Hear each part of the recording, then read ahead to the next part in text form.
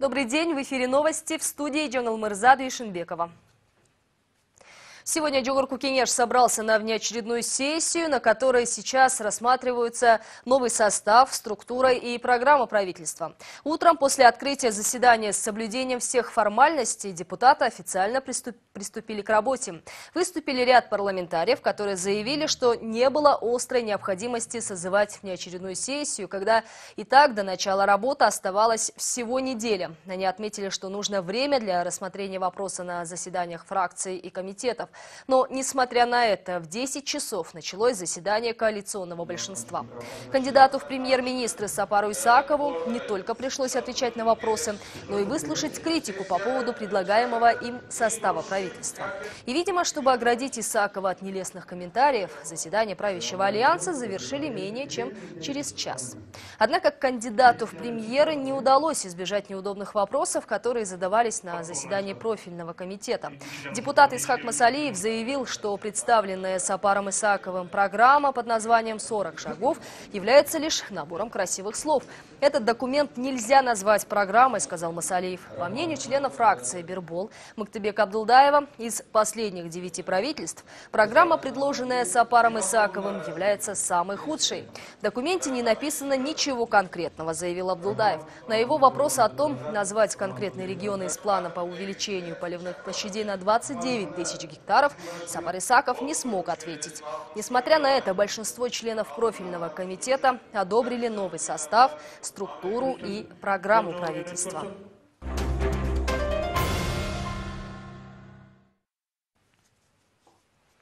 Кто из кандидатов достоин стать президентом? Опрос среди своих слушателей на эту тему проводит радио «Санджира». И сегодня подведены итоги уходящей недели. Так, согласно результатам этого опроса, первое место занимает Омирбек Бабанов. За лидера фракции «Республика Таджурт», баллотирующегося в президенты, проголосовало 53,83% слушателей. Голосование происходит посредством СМС-сообщений. Омирбек Бабанов лидирует в течение всего периода опроса. На втором месте по итогам этой недели разместилось сразу 2 претендента на должность президента – Сооронбай Жээнбеков и Адахан Мадумаров с результатом 15,58%. На третьей позиции, набрав 11,53%, расположился Темир Сариев. После него идет Канат Исаев. Его предпочли 3,88% от числа всех голосовавших. СМС-голосов в поддержку каких-либо других претендентов на пост президента на этой неделе не приходило. Данный опрос проводился в рамках общественно-политической передачи «Джаргалчак», которая выходит в эфир радио «Санджира» ежедневно по будням с 8 до 10 утра. Принимать СМС с указанием имени предпочитаемого кандидата в рамках этого опроса прекратят за день до голосования.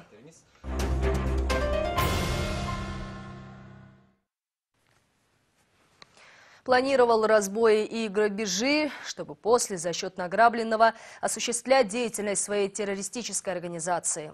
Спецслужбы задержали уроженца Ошской области 1994 года рождения, который, по их информации, разыскивался в рамках возбужденного уголовного дела по статьям «Финансирование террористической деятельности» и «Бандитизм». Мужчина является членом подпольной экстремистской группы, приверженцы которой прошли боевую подготовку для совершения убийств и разбоев. Данная террористическая группа имела в своем арсенале оружие и боеприпасы.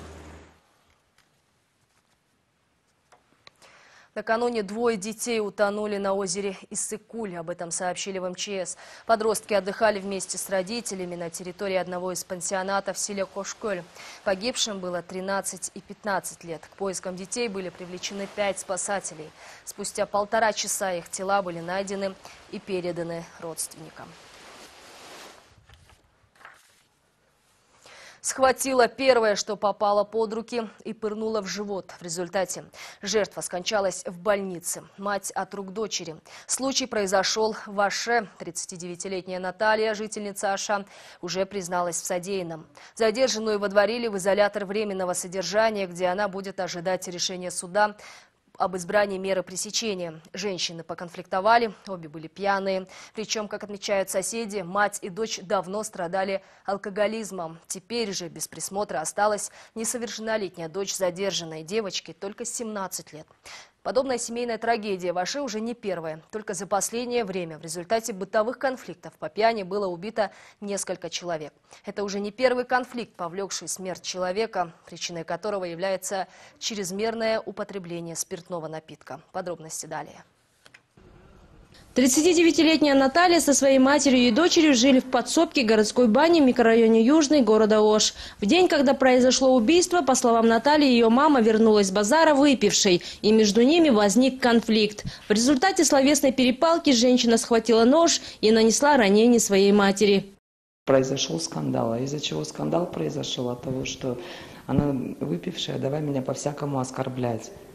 Ну, мне неудобно говорить это, какими словами. Вот. А я тут сидела, кушала арбуз. У меня был нож в руке, так я себе отрезала его. Ну и вот, я говорю, мама, успокойся, Она не успокаивается, там крик туда-сюда. Ну, вот этим ножом. Я говорю, да ты мне надоела уже. И вот этим ножом я ее ударила. Уже около 6 лет мать и дочь работали в этой бане уборщицами. По словам хозяина заведения, они обе злоупотребляли спиртным и прежде нередко конфликтовали. Дело даже доходило до поножовщины. Они часто выпивали и ругались. Мать женщина скандальная, со многими в этом районе не ладила. Пили часто, оказывается, аптечный спирт. И в этот день дочь была настолько пьяна, что не узнала свою мать. А та, когда ее забирала скорая, была еще жива и, представьте, просила дать ей выпить. Все, что зарабатывали, тратили на выпивку. Трезвые хорошо работали, баню держали в чистоте. Из жалости каждый раз брал их на работу. Сами они жили в дачном поселке. Сюда приезжали подрабатывать. Теперь вот Наташа осталась одна. Поскольку у семьи нет родственников, хозяин бани взял все хлопоты по организации похорон покойной на себя, а также заботу о дочери задержанной. Девочке 17 лет, работает в чайхане официанткой. Ее мать уже водворили в ВВС. По факту случившегося милиция возбудила уголовное дело. По данному факту возбуждено уголовное дело по статье 104. Это нанесение телесного вреда здоровью человека. Если в ходе следствия будут открыты новые детали преступления, то статья, возможно, будет переквалифицирована в другую. Сама подозреваемая созналась в содеянном и находится в следственном изоляторе УВД города Ош. Будет находиться там до тех пор, пока в судебном порядке ей не изберут меру пресечения. По данным милиции, это уже 5-е преступление на почве семейных и бытовых конфликтов. Напомним, недавно военный избил жену, когда они возвращались с бассейна домой. Оба были в нетрезвом состоянии. В результате женщина скончалась. Немногим ранее 85-летний Аксакал в состоянии алкогольного опьянения нанес несколько ножевых ударов своей пожилой супруге. Еще одна женщина, будучи пьяной, подожгла себя. Ожоги были настолько сильными, что пострадавшая скончалась в больнице. На фоне всех этих случаев в Волжской области в последнее время активно обсуждается инициатива введения запрета на продажу алкоголя. Гульджан Алтмышбаева, Бекджан Токтосунов, НТС Ош.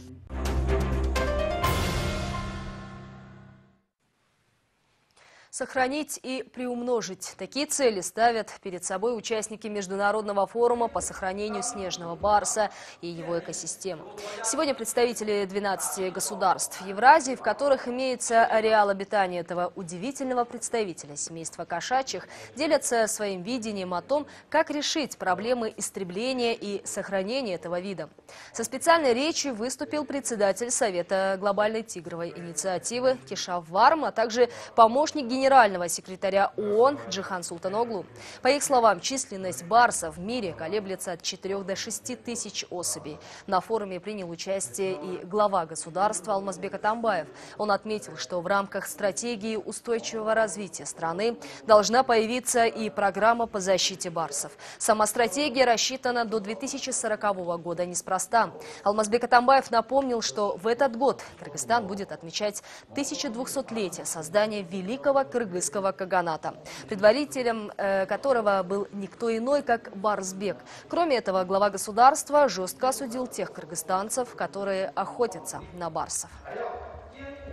Мы не должны допустить того, чтобы наши потомки, наши внуки, правнуки могли видеть барса только в зоологических музеях, как это уже творится со многими и многими видами животных, птиц. Этого нельзя допускать. Мы в ответе мы в ответе за нашу землю. Мы в ответе за будущее наших детей, внуков, наших потомков. И я абсолютно уверен, что вместе мы сможем сохранить мир, природу и ее многообразие. Вы должны сохранить свою городскую культуру, самобытность, чистый воздух. Когда я открываю окно и смотрю в сторону Ала-Арчи, знаю, что там живет снежный барс. Он как будто спрашивает нас, что мы делаем для того, чтобы сохранить его. Еще 5 лет назад я и представить не мог, что со временем инициатива по сохранению снежного барса превратится в мощное движение. Для сохранения этого представителя семейства кошачьих и ареала его обитания мы привлекли $22 миллиона, но нам нужно $115 миллионов. Одна из самых ярких игр на чемпионате мира по кукпару, казахской версии Кукберу, прошла сегодня. На Астанинском ипподроме Казанат встретились команды Кыргызстана и США. И, как ни странно, игра получилась весьма интригующей. Из всех встреч, которые провели наши ребята на этом чемпионате, наездники из американской сборной показали более сильную игру. Если счет в схватке с Монголией был 4-0 в пользу Кыргызстана, то с Узбекистаном уже 11-2. Турция смогла забить лишь 3 очка против 13. Таджикистан и того меньше – 2 очка против 15. А вот Соединенным Штатам удалось забросить тушу козла в ворота нашей сборной 6 раз. Но наши ребята забили почти в 2 раза больше. Итоговый счет игры 11-6 в пользу Кыргызстана. Таким образом, наша сборная заняла 1-е место в группе А. И теперь 27 августа сыграет со сборной Казахстана в финале чемпионата мира. И пока на этом все. Всего доброго и до встречи в эфире.